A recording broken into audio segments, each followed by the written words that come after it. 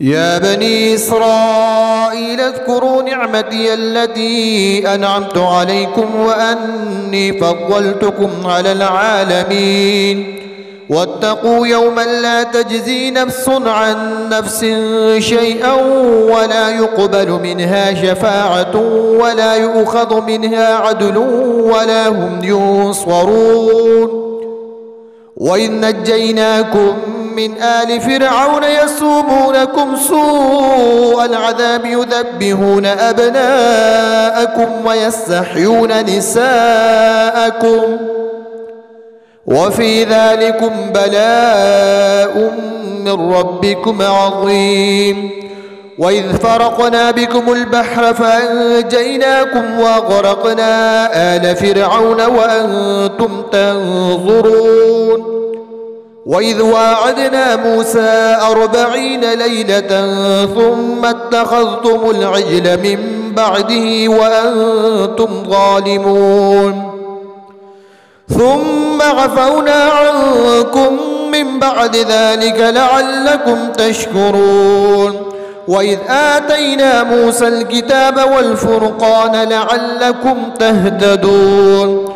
وإذ قال موسى لقومه يا قوم إنكم ظلمتم أنفسكم باتخاذكم العجل فتوبوا إلى بارئكم فاقتلوا أنفسكم ذلكم خير لكم عند بارئكم فتاب عليكم إنه هو التواب الرحيم.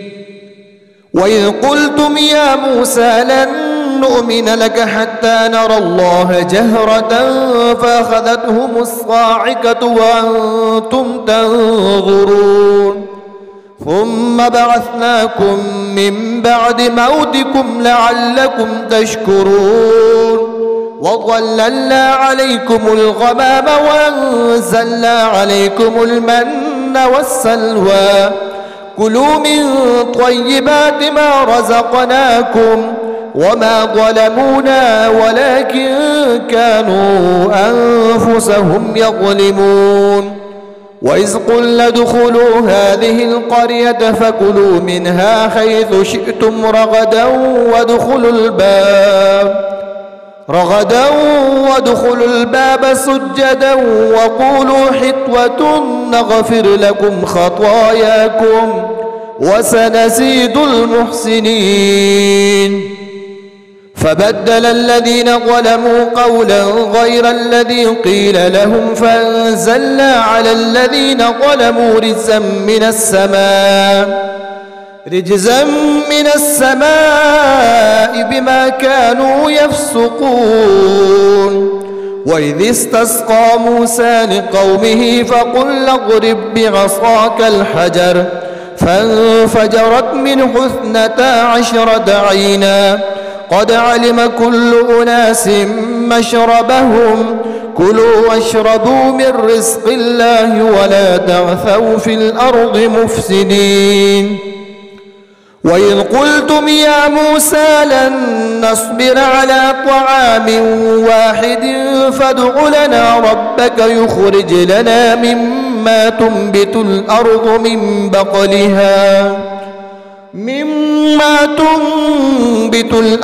من بقلها وقثائها وفومها وعدسها وبصلها قال تستبدلون الذي هو أدنى بالذي هو خير اهبطوا مصرا فإن لكم ما سألتم وضربت عليهم الذلة والمسكنة وباءوا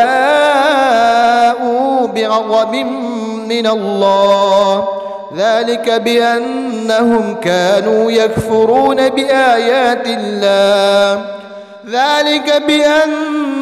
كانوا يكفرون بآيات الله ويقتلون النبيين بغير الحق ذلك بما عصوا وكانوا يعتدون. إن الذين آمنوا والذين هادوا والنصارى والصابئين من آمن بالله واليوم الآخر وعمل صالحا فلهم أجرهم عند ربهم ولا خوف عليهم ولا هم يحزنون.